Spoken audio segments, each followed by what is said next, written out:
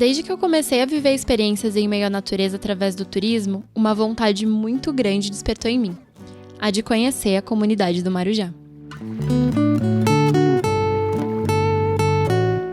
Quando eu pensei em vir até o Marujá, a minha intenção era falar sobre o turismo que acontece aqui e sobre o Parque Estadual da Ilha do Cardoso, já que a comunidade está inserida nessa unidade de conservação.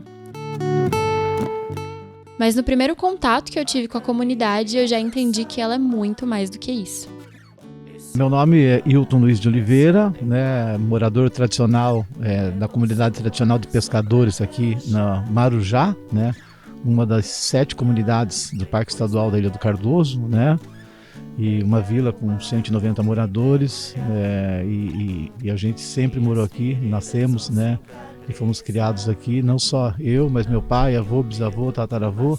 Então é uma comunidade que já vive da pesca há muito tempo, e recentemente também uma coisa que ajuda a auxiliar na receita comunitária é o turismo de base comunitária, Então sim, nesse episódio a gente vai falar um pouco sobre o turismo que acontece na comunidade, mas ela abriga tanta história que sobre o parque a gente fala mais no próximo. Afinal, a comunidade já estava na ilha bem antes dela se tornar um parque, A família da minha mãe, que são moradores do Camboriú, nunca vieram de lugar nenhum. Estavam aí desde antes de Cabral chegarem, Eram guaranis meio nômades que viviam na ilha e se alimentavam como coletores e da pesca de peixes em rios. Nem eram navegadores, nem eram de sair no mar muito. Num levantamento antropológico que foi feito, não só para ver a genealogia, mas de onde que vieram e tal, foi encontrado documentos aí de 1600 e poucos, de gente que já morava nessa região, Então é um lugar que é ocupado há muito tempo. Aqui chamava-se Praia do Meio, porque era a praia no meio das 2 principais vilas, que era feita a troca de mercadoria, e cartório, e igreja para casar e tal. Então já era grande aqui, mas não virou vila, continuou como comunidade e chamava-se Praia do Meio. Então a ocupação nessa restinga da Ilha do Cardoso, ela já é assim há mais de 300 anos. Atualmente, a comunidade é muito organizada. Ela partilha com o parque a gestão do espaço em que vive e também participa de conselhos de outras unidades de conservação da região. Parece utópico, eu sei, mas na realidade é fruto de um trabalho feito em conjunto há muitos anos. A especulação imobiliária na Ilha do Cardoso começou nessa região.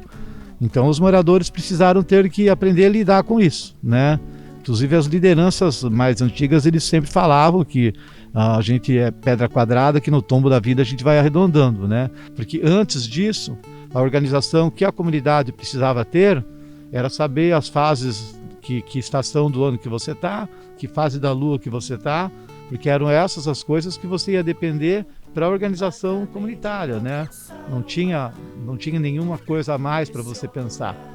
Então, a partir do momento que aparecem os problemas, você tem que lidar com eles e aprender a solucionar, E uma coisa que sempre foi muito bacana daqui é que os moradores mais antigos, eles falavam que é melhor errar com todo mundo do que acertar sozinho.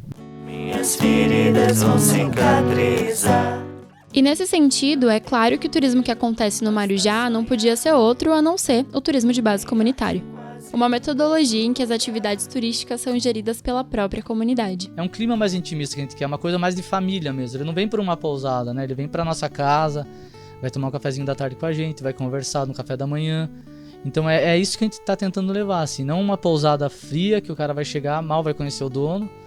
Não, é uma pousada que ele vem e ele vai ser acolhido, assim, é isso que a gente está tentando fazer. Esse é o lugar para se adequar. É bom seu ar só pra relaxar. Vou caminhar. Nós demoramos cerca de 50 minutos para chegar até o Marujá. E lá ficamos hospedados na Vila Verde, a casa pousada do Rodrigo, da Paula, da Elô e do Lucas. A casa deles é uma das mais antigas da comunidade. Ela antes pertencia aos tios do Rodrigo, com quem ele trabalhou desde pequeno. Antes, ela recebia pessoas como se fosse a extensão de uma outra pousada. Mas depois que eles compraram, decidiram colocar as características da família em cada cantinho. Mas ainda assim, existe um grande laço entre o trabalho de todos na comunidade. Não tem concorrência, né? Não existe concorrência, até porque são pousadas pequenas, igual, tipo, a maior tem 8 quartos, 10 quartos, então não é uma concorrência, né? É uma coisa de um precisa do outro. Eu sempre falo pro pessoal, tipo, não só pousada, mas as pousadas dependem do barco, o barco depende do bar. É uma rede que todo mundo tem que trabalhar junto, fazer bem feito para que quem venha saia feliz, e não só feliz com a pousada, mas feliz com o restaurante, feliz com o barzinho, com uma música boa, com o barco, com a travessia segura. A Paula cresceu em outra comunidade da ilha, o Pontal do Leste, que é menor e menos turística. Por isso, inicialmente ela não gostava tanto da ideia de trabalhar com turismo, mas ao longo do tempo foi se encantando com a nova profissão. Pra mim agora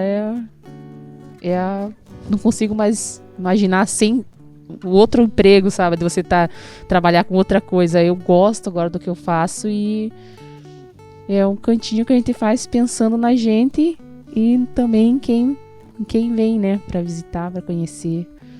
Então agora é o nosso lar e a casa de vocês também. E é bem isso, né? Tipo, não é um canto que a gente faz pensando só no turista, né? Tipo, só em quem vem.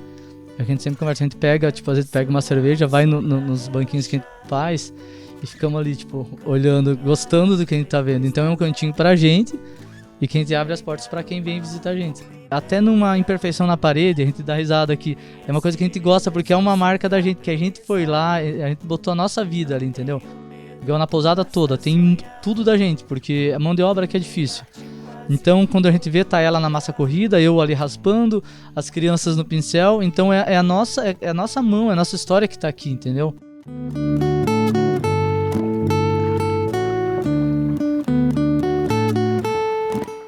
Todos os moradores com quem conversamos durante o nosso tempo no Marujá demonstraram um imenso carinho pelo lugar em que moram.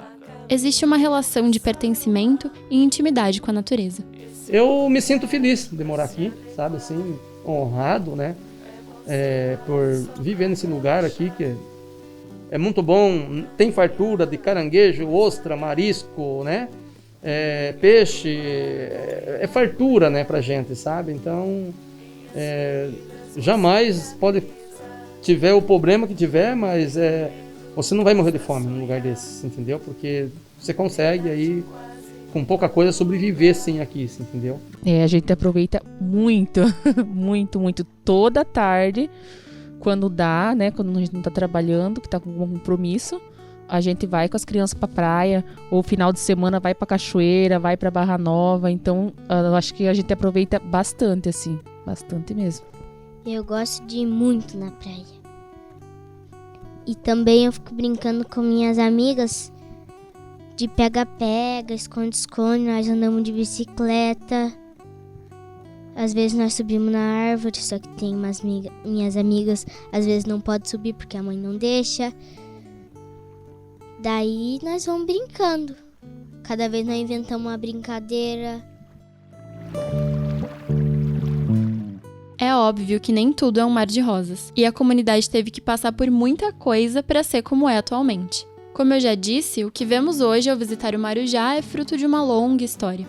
Inicialmente, a preocupação dos moradores com o fato de ter virado unidade de conservação foi muito grande, né? Visto aí que a gente sabia que teríamos restrições para fazer o uso da mata para roça, ou da mata para fazer a retirada de material para fazer cerco, para construção de remo, cipós para fazer os balaios, os cestos, né, os tipitis para usar para fazer a farinha de mandioca e daí por diante. Então, era para a gente uma preocupação que não chegou a ser um problema, né? Porque como a gente já tinha a pressão de especulação imobiliária, isso era um enorme problema, porque a gente tinha uma preocupação de perder o nosso território para os ocupantes não tradicionais, né, pelas construções ilegais que acontecia naquele momento em vários lugares que viraram unidade de conservação. Então o fato de ter virado parque, a gente somou com o Estado e foi uma coisa para a gente muito boa, porque garantiu, né, aquele índice de preservação que já existia, até que as comunidades conseguissem se organizar, né, para lidar com esses problemas e conseguir garantir a permanência e as atividades tradicionais, né, as coisas que eles sempre fizeram. Então o fato de ter virado parque deu uma reforçada, na garantia da permanência das populações tradicionais. A transformação de territórios em unidades de conservação nem sempre acontece de maneira harmoniosa, principalmente em unidades de proteção integral, onde não é permitido o uso sustentável da área. Como é parque estadual, APP, em tese não poderia nem ter moradores vivendo aqui, né? Mas como os moradores fazem uma grande parte do que era para o Estado fazer, né? Não só de prestação de serviço, do acolhimento, de alimentação, de transporte, do recolhimento de lixo daqui, da praia, monitoria e um monte de coisa era para o Estado fazer, não consegue. Então, como os moradores fazem, isso desonera o Estado e eles veem até, sabe, com bons olhos, né? Mas a lei não garante a permanência.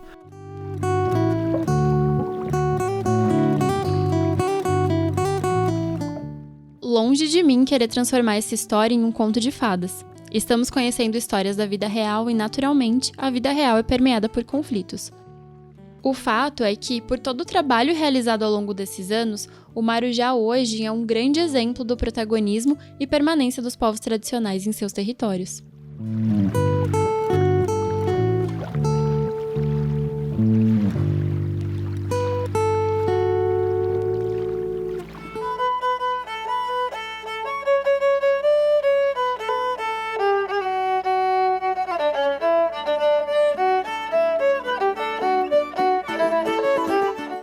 No próximo episódio, a gente vai conversar um pouco melhor sobre o funcionamento do Parque Estadual da Ilha do Cardoso.